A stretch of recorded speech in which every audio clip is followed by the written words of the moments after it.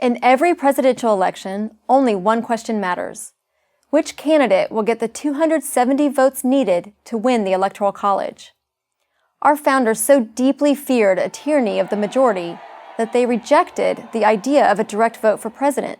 That's why they created the Electoral College. For more than 2 centuries, it has encouraged coalition building, given a voice to both big and small states, and discouraged voter fraud. Unfortunately, there is now a well-financed, below-the-radar effort to do away with the Electoral College. It is called National Popular Vote, or NPV, and it wants to do exactly what the founders rejected: award the job of president to the person who gets the most votes nationally. Even if you agree with this goal, it's hard to agree with their method. Rather than amend the Constitution, which they have no chance of doing, NPV plans an end run around it. Here's what NPV does. It asks states to sign a contract to give their presidential electors to the winner of the national popular vote instead of the winner of the state's popular vote. What does that mean in practice?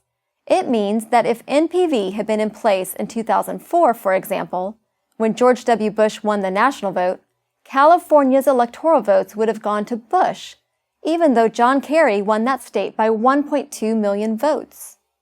Can you imagine strongly Democratic California calmly awarding its electors to a Republican? Another problem with NPV's plan is that it robs states of their sovereignty. A key benefit of the Electoral College system is that it decentralizes control over the election. Currently, a presidential election is really 51 separate elections, one in each state and one in D.C. These 51 separate processes exist side by side in harmony. They do not and cannot interfere with each other. California's election code applies only to California and determines that state's electors. So a vote cast in Texas can never change the identity of a California elector. NPV would disrupt this careful balance. It would force all voters into one national election pool. Thus, a vote cast in Texas will always affect the outcome in California. And the existence of a different election code in Texas always has the potential to unfairly affect a voter in California. Why? Because state election codes can differ drastically. States have different rules about early voting, registering to vote, and qualifying for the ballot. They have different policies regarding felon voting. They have different triggers for recounts.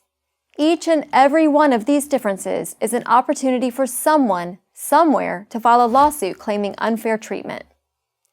Why should a voter in New York get more or less time to early vote than a voter in Florida? Why should a hanging Chad count in Florida but not in Ohio? The list of possible complaints is endless. And think of the opportunities for voter fraud if NPV is passed. Currently, an attempt to steal a presidential election requires phony ballots to appear or real ballots to disappear in the right state or combination of states, something that is very hard to anticipate. But with NPV, voter fraud anywhere can change the election results. No need to figure out which states you must swing, just add or subtract the votes you need, or don't want, wherever you can most easily get away with it. And finally, if NPV is adopted, and winning is only about getting the most votes, a candidate might concentrate all of his efforts in the biggest cities or the biggest states. We could see the end of presidential candidates who care about the needs and concerns of people in smaller states or outside of big cities. Here's why all of this is of so much concern. NPV is more than halfway to its goal. NPV's contract will go into effect when states with a combined 270 electoral votes have signed. To date, NPV already has the support of 10 states plus D.C. Together, that's 165 electoral votes, leaving only 105 votes to go. It is time to stop this attempt to undo the way American presidents are elected, which will in turn undo America. The people behind NPV think they are wiser than every generation of Americans that preceded them. They aren't. I'm Tara Ross for Prager University. Join Prager University. Click here to subscribe to our YouTube channel.